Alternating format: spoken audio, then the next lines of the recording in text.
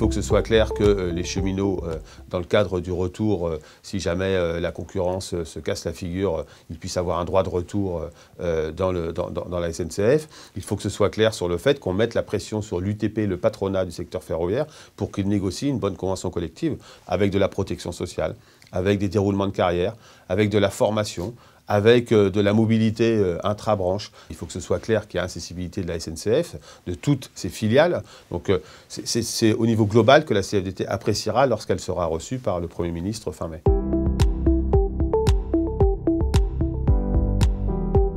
L'inscription de l'accessibilité dans la loi, c'est une vraie garantie, mais il faut qu'on soit extrêmement précis pour dire que c'est l'accessibilité de l'ensemble des activités de la SNCF. C'est-à-dire évidemment le TER, je crois que là-dessus c'est extrêmement clair, mais aussi les gares, mais aussi le réseau. Je crois qu'il ne faut pas une vente à la découpe de la SNCF, donc il y a besoin de ces précisions.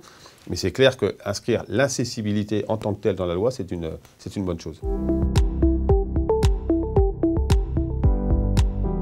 De toute façon, cette dette, elle existe, et aujourd'hui, elle entrave le développement de la SNCF. C'est une dette de faiblesse d'investissement aussi, il faut le dire, pendant des années de la part de la puissance publique dans le ferroviaire, ou de choix assumés, mais qui ont des conséquences. Donc, il faut que ce soit l'État qui la reprenne. Je crois qu'il n'y a pas d'autre voie.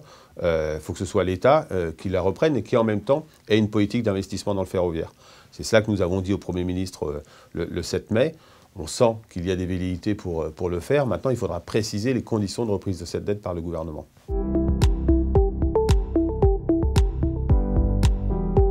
Ce gouvernement, il n'a pas chevillé au corps la négociation sociale de la même manière que d'autres l'avaient avant lui.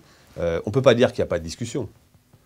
Mais c'est souvent une logique d'entrée en force dans la discussion et ensuite d'ouverture, mais avec des espaces réduits de discussion. Donc je crois que peut-être que la SNCF peut, à ce sens, être un peu un changement de pied de la part du gouvernement, parce qu'il est rentré un peu vite, avec beaucoup de caricatures, et puis il s'est aperçu que finalement c'était assez complexe, et que tout seul, il n'y avait pas beaucoup de chances de s'en sortir.